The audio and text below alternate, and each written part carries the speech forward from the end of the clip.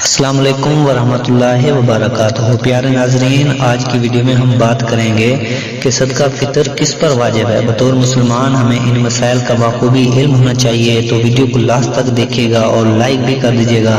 تو چلیے بنا دیر کیے ویڈیو کو شروع کر لیتے ہیں۔ دوستو، صدقہ فطر کس پر واجب ہے؟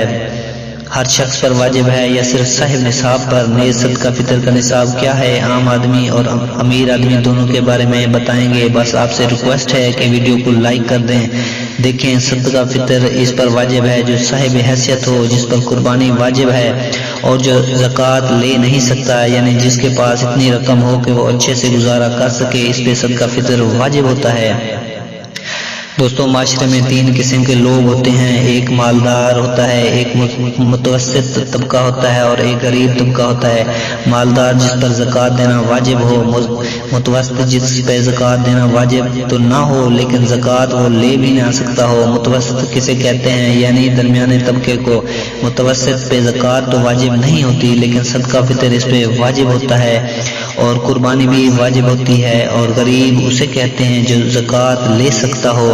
اب زکوٰۃ کس پر واجب ہوتی ہے؟ کہ جن کے پاس 5 چیزیں کا مجموعہ ہو 52.5 تولے چاندی کے برابر۔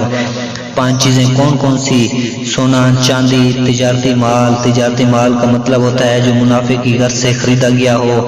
چوتھی چیز ہے کیش اماؤنٹ، اور 5ویں چیز ہے وہ سامان جو پورے سال استعمال نہ ہوتا ہو۔ کسی کے پاس اس جیسے 5 یا 4 یا 3 یا کوئی 2 یا کوئی ایک چیز کا مجموعہ 52.5 تولہ چاندی کے برابر ہو جاتا ہے، جو آج کل کے حساب سے 70 سے 80 ہزار روپے کی مالیت بنتی ہے۔ تو جس کے پاس اس مالیت کی چیز موجود ہو تو پھر ایسے شخص پہ صدقہ واجب ہے۔ مثال کے طور پر سونا اگر آپ کے پاس ہے تو سمجھ لیں صدقہ آپ پر واجب ہے، بشرط کہ آپ پر قرضہ نہ ہو۔ ایسا نہ ہو کہ یہ چیزیں ہوں لیکن قرضہ اس سے زیادہ ہے تو پھر نہیں ہوگا۔ آپ یوں اندازہ لگا سکتے ہیں کہ جس کے پاس سونا ہے تو اس پر صدقہ فطر واجب ہوتا ہے۔ اگر آپ کے پاس چاندی ہے ایک وافر مقدار میں 52.5 تولہ یا اس کے قریب اور سونا بھی ہو اس کے ساتھ تو صدقہ فطر واجب ہے۔ اگر آپ کے پاس کیش اماؤنٹ ہے 70 یا 80 ہزار روپے تک کا پڑا ہوا ہے تو بھی آپ پر صدقہ فطر واجب ہے۔ اگر آپ کے پاس ضرورت سے زیادہ سامان اتنا پڑا ہوا ہے، تجارتی مال پڑا ہوا ہے، تجارتی مال کا مطلب ہے آپ کی دکان ہے، آپ نے بہت سارا سامان ڈالا ہوا ہے بیچنے کے لیے، تو اکثر وہ سامان کی ویلیو 70 سے 80 ہزار تک ہوتی ہے۔